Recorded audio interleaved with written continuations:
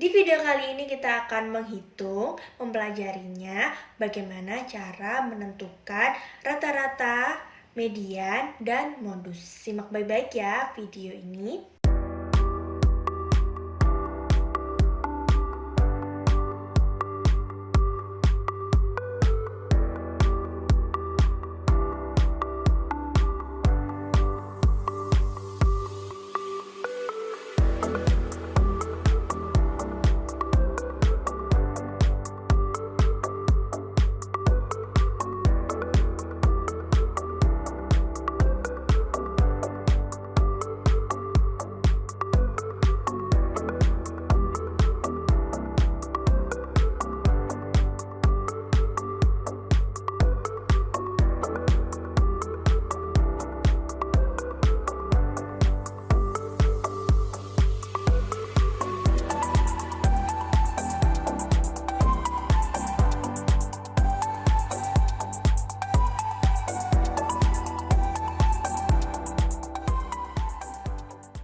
Halo, Assalamualaikum warahmatullahi wabarakatuh. Terima kasih telah berkunjung di channel Kajian Informasi. Pada kesempatan kali ini, Kajian Informasi akan membahas materi matematika yaitu statistika. Oke, sebelumnya kalian pernah menerima rapot kan?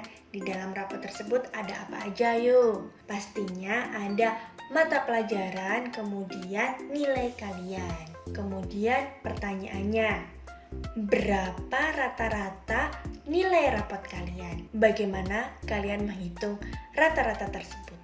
Oke, di video kali ini kita akan mempelajarinya bagaimana cara menentukan rata-rata, median, dan modus. Simak baik-baik ya video ini. Yang pertama itu ada min atau rata-rata. Jadi untuk rumusnya itu seperti ini. X1, X2, X3 sampai Xn itu adalah datanya.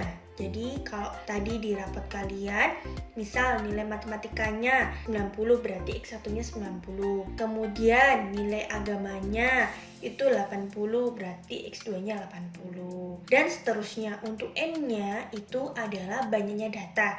Jadi di rapot kalian ada berapa nilai. Jadi misal ada 10 nilai dari 10 mata pelajaran, ya berarti N-nya itu 10. Atau kalian bisa menggunakan rumus ini, jumlah data dibagi banyaknya data. Untuk lebih jelasnya, kita ke contohnya. Jadi di sini ada nilai 10, 9, 5, 8, 7. Kemudian pertanyaannya, berapa rata-ratanya? Kita hitung ya. Kita jumlahkan semua nilainya, kemudian dibagi dengan 5. Kenapa kok dibagi dengan 5? Karena di situ banyaknya data itu ada 5, yaitu nilai 10, 9, 5, 8, dan 7. Tuh, kalau sudah hasilnya adalah 7,8. Jadi rata-rata untuk data ini adalah 7,8. Berikutnya itu ada median. Median adalah nilai tengah. Untuk median ini ada dua, yaitu untuk data ganjil, rumusnya seperti ini untuk mencari letak mediannya. Kemudian untuk data genap itu seperti ini. Untuk N-nya itu adalah banyaknya data ya, sama seperti tadi. Khusus untuk median, datanya harus diurutkan dari yang terkecil hingga yang terbesar. Kita langsung ke contohnya aja. Di sini ada data, kemudian kalian harus mengurutkan dari yang terkecil hingga yang terbesar. Di sini sudah diurutkan 5, 7, 8, 9, 10. Kita lihat bahwa di sini datanya 5, berarti 5 ini adalah ganjil. Kita cari mediannya menggunakan letak median untuk data ganjil. Dengan N-nya adalah 5, hasilnya adalah 3. Jadi letak mediannya itu berada di data ketiga. Data ketiga itu yang mana?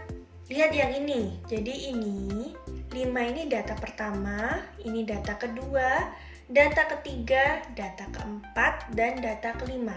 Jadi letak mediannya itu di sini yaitu 8. Jadi mediannya adalah data ketiga yaitu 8. Lanjut untuk contoh yang datanya genap. Jadi di sini sudah diurutkan mulai dari yang terkecil yaitu 4, 4, 7, 9. Kemudian kita cari letak medianya dengan N-nya itu 4 ya, karena datanya ada 4. Kita substitusikan, hasilnya adalah 2,5. Berarti datanya ini itu letaknya di antara data kedua dan data ketiga. Jadi medianya itu di sini. Kalau gitu, kita jumlahkan ini data kedua dan data ketiga, kemudian dibagi dengan 2. Jadi medianya adalah data antara data kedua dan ketiga, yaitu 5,5. Gampang banget kan? Yang terakhir adalah modus. Modus ini adalah data yang sering muncul. Contohnya, ini ada data 10, 9, 5, 8, 7, 5. Mana data yang sering muncul? Data yang sering muncul yaitu 5. Kenapa? Karena di sini 5-nya munculnya 2 kali. Yang lainnya munculnya cuma sekali. Jadi modusnya adalah 5. Contoh lagi, ini ada data 1, 2, 3, 4, 5. Modusnya berapa? Ayo.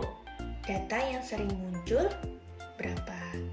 Yaitu dia tidak punya modus. Kenapa? Karena semuanya muncul hanya 1 kali. Gak ada yang lebih gitu. Contoh lagi, ini berapa modusnya? Di sini 8-nya muncul 2 kali, 10-nya muncul 2 kali, yang lainnya muncul 1 kali. Modusnya yang mana ya? Modusnya adalah 8 dan 10 gitu.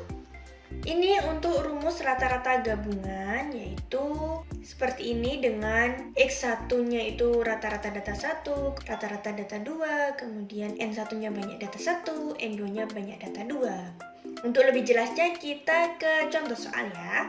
Contohnya, nilai rata-rata ujian bahasa Indonesia dari sekelompok siswa adalah 64. Jika salah satu siswa dengan nilai 85 digabungkan dalam kelompok itu, maka nilai rata-rata menjadi 65. Banyak siswa pada kelompok semula adalah, jadi 64 itu rata-rata kelas, kemudian ada satu siswa digabungkan, rata-ratanya menjadi 65. 65 ini adalah X gabungannya. Kita tulis dulu misalnya A itu banyak siswa kelompok semula. Kemudian kita tulis rumusnya dengan X gabungannya itu 65, kemudian rata-rata satunya itu 64, N1-nya itu kita yang nggak tahu, kita yang cari tahu. Kita misalkan tadi A. Kemudian X2-nya itu adalah 85. Kemudian untuk N2-nya itu 1 orang karena satu siswa dengan nilai 85. Kemudian kita substitusikan. Hasilnya seperti ini. Kalau sudah dikalikan silang.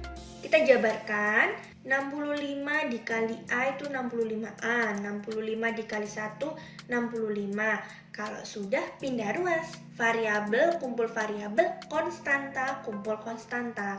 Hasilnya adalah 20. Jadi banyak siswa pada kelompok semula adalah 20 siswa. Gampang banget kan?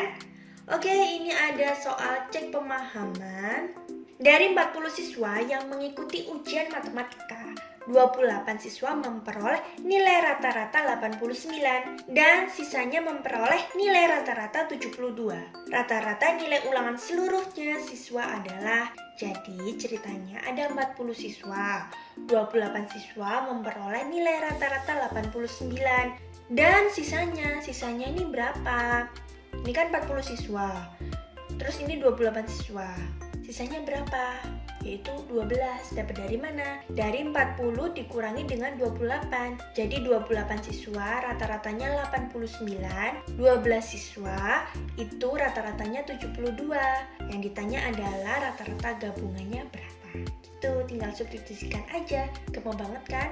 Oke, sekian video kali ini. Semoga bermanfaat. Terima kasih. Wassalamualaikum warahmatullahi wabarakatuh.